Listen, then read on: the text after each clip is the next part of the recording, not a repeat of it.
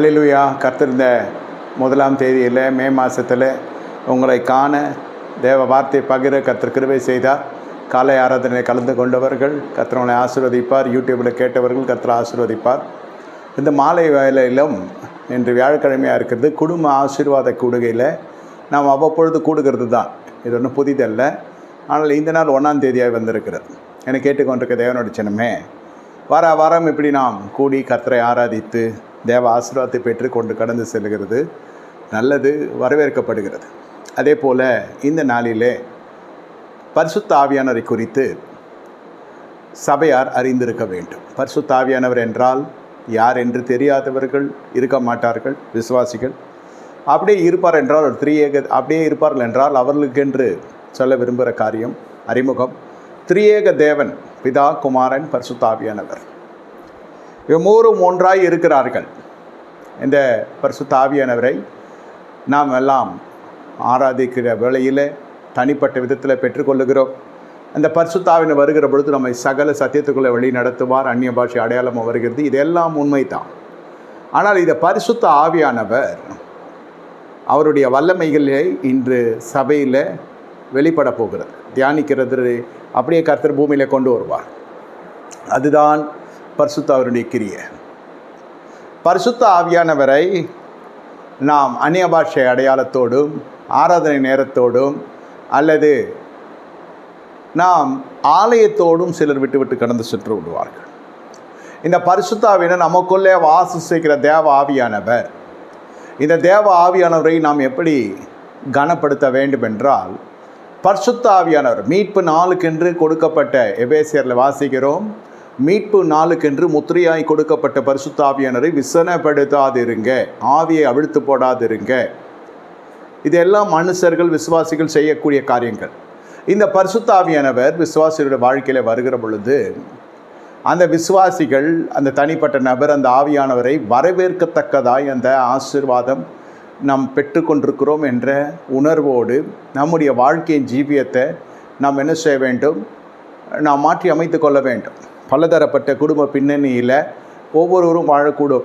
எல்லாருக்கும் ஒரே விதமாக குழந்தை பருவம் இருக்காது, பள்ளி பருவம் இருக்காது, நடு வயது இருக்காது, முதிர் வயது இருக்காது.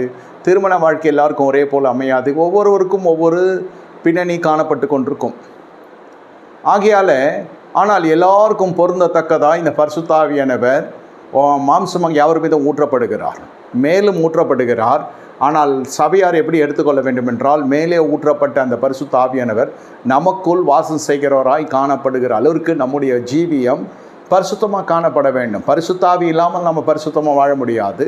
இன்று முழுக்க பரிசுத்த ஆவியானுடைய கிரியைகளை குறித்து நாம் பார்க்க போகிறோம். அந்த தேவனுடைய ஆவியானவர் பெற்றுக்கொண்ட உடனே விசுவாசியுடைய வாழ்க்கை எப்படி இருக்க வேண்டும் என்று கேட்டால், பிரித்தெடுக்கப்பட்ட வாழ்க்கைக்குள்ளே வர வேண்டும். தானியேலுடைய புஸ்தகத்தை நீங்கள் வாசிப்பீர்கள் என்றால் 1ஆவது அதிகாரம் 17வது வசனத்தில் தேவன் அவர்களுக்கு சகல விதமான ஞானத்தையும் எழுத்திலும் அறிவியலும் கிருபையும் கர்த்தர் கொடுத்தார் என்று வாசிக்கிறோம். இதற்கு முன்னே என்ன நடக்கிறது என்றால் 8வது வசனத்திலேயே தானியேல் தீர்மானித்துக் கொள்ளுகிறார், ராஜாவின் போஜனத்தினாலே தன்னை தீட்டுப்படுத்தலாகாது.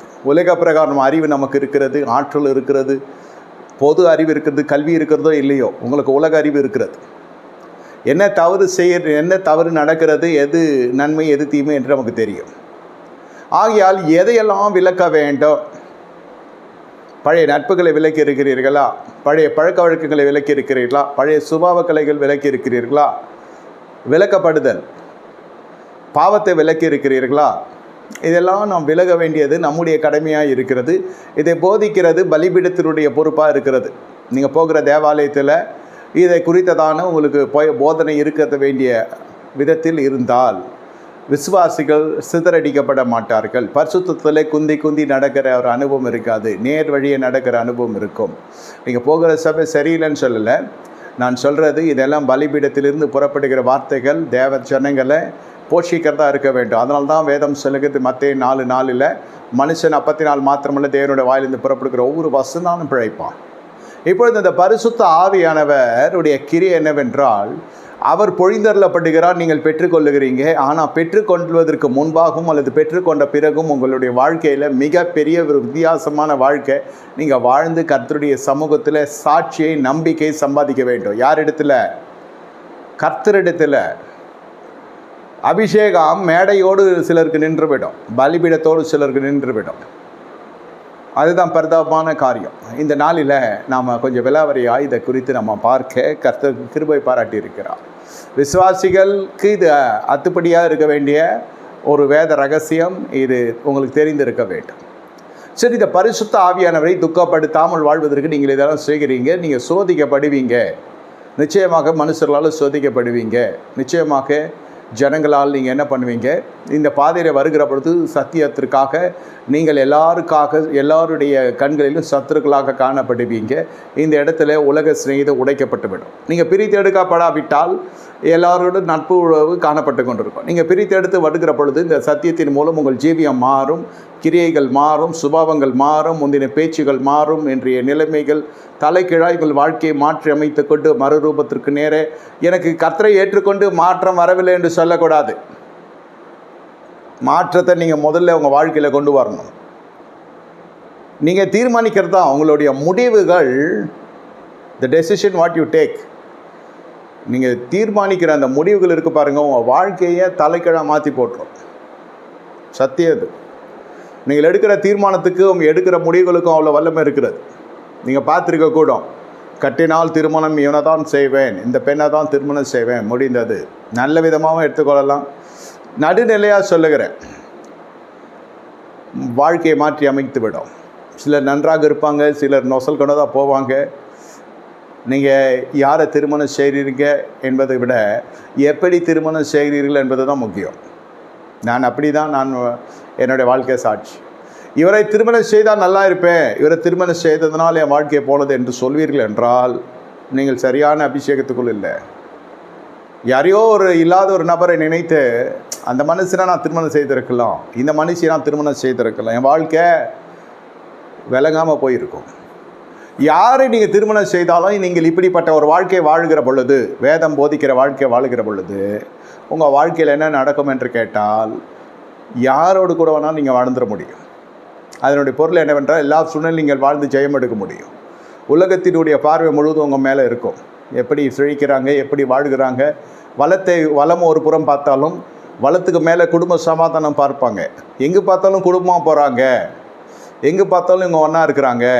ஒரு சின்ன சிற்றுண்டி கடை வீதிகளில் இருக்கிற தள்ளுவண்டி கடையாக இருந்தாலும் சரி, பெரிய மாளிகையில் இருந்தாலும் சரி, இவங்க குடும்பமாக இருக்கிறாங்க. இதெல்லாம் பரிசுத்தாவினுடைய கிரியையை நல்லா புரிந்து கொள்ளுங்க. உங்களுக்குள் வர வேண்டிய மாற்றம் என்னவென்றால், என் பழைய ஜீவியத்துக்கும் புதிய நான் ஆண்டவரை ஏற்றுக்கொண்ட பிறகு ஜீவியத்துக்கும் மாறுதல் வர வேண்டும். மாற்றம் வந்தே ஆக வேண்டும். வேதம் சொல்லுகிற மாற்றம், துர்நாற்றத்திலிருந்து நறுமணமாக வேண்டுமென்றால் மாற்ற வேண்டும். காலைல பார்த்தோம், லாசருடைய வாழ்க்கை குறித்து பார்த்தோம். அவன் மரித்து விட்டான். மரித்த பொழுது எங்கே இருக்கிறது பிரேதம்? கல்லறையில் போய் விடுகிறது. ஜீவனோடு இருக்கிற பொழுது எங்கே இருக்கிறது? வீடுகளிலே அவன் நினைத்த இடத்துலலாம் இருக்கலாம். இப்பொழுது லேகியனுடைய கட்டில் இருக்கிற மனுஷன் எங்கே இருக்கிறான்? யோசித்து பாருங்க. அவனும் கல்லறையில் இருக்கிறான், ஆனால் பிணமாக இல்லை, ஒரு மாதிரி விகாரமாக இருக்கிறான். ஆனால் யாரும் கிட்ட நெருங்க முடியல. நீங்கள் சுடுகாட்டில் இருந்தாலும் உன்னை தேடி இயேசு வந்து அற்புதம் செய்ய வல்லவர் என்று நான் சொல்ல வருகிறேன். கல்லறையில் அவன் சாகவில்லை, மரிக்கவில்லை, உயிரோடு இருக்கிறான். ஆனால் எல்லாருக்கும் ஒரு பயத்தை உண்டு பண்ணவனா இருக்கிறான். ஆனால் இயேசு அவனை சந்திக்கிறார். இவன் மரித்து விட்டான், நீதிமான், இயேசுவின் பிரியன், 4 நாள் ஆகிவிட்டது, நாருமே என்று சொல்லுகிற நிலைமை அப்படி தானே. ஆனால் அந்த கல்லறையிலே போய் கல்லை புரட்டி போட்டு கர்த்தர் என்ன செய்கிறார்? அவனை புது சிருஷ்டியாய் மாற்றி குடும்பத்திற்கு கொடுக்கிறார். கல்லறைக்கு நீ போனாலும் அந்த இடத்துல கர்த்தர் வர வல்லவராக இருக்கிறார். சொல்லப்படுகிற காரியம் என்னவென்று கேட்டால், எங்கே இருக்கிறவன் தான் வசதி, அங்கே இருக்கிறவன் தாழ்ந்தவன், இப்படிப்பட்டவனை திருமணம் செஞ்சால் நம்ம வாழ்க்கை எப்படி இருக்கும்? அப்படி இல்லை. எங்கே இருந்தாலும் சர்வ வியாபியான தேவன். நீ கல்லறையில் இருந்தாலும் கர்த்தர் தேடி வருகிறார். கர்த்தரே அறியாதவனாய் இவன் பல ஆவிகளை தரிக்கப்பட்ட மனுஷனாய், 6000 ஆவிகளுக்கு மேலான ஆவிகள் தரிக்கப்பட்ட மனுஷன் இந்த லேகியோன். அவனை தேடி கர்த்தர் கல்லறைக்கு அந்த இடத்துக்கு போகிறார். கெசரேத்துக்கு போகிறார். அந்த இடத்துல கல்லறையிலிருந்து ஒரு மனுஷன் எதிர்கொண்டு வருகிறான். இல்லை, எதுக்கு நான் இதை சொல்லுகிறேன் என்றால், நீங்கள் எதையுமே பாராபட்சத்தோடு ஒரு தலை கண்ணோட்டத்தில் பார்க்கக்கூடாது. இந்த பகுதியில் போனால் நான் செழிப்பேன், இந்த பகுதியில் போனால் நான் அழிந்து போகன்னு நினைக்கிறேன்.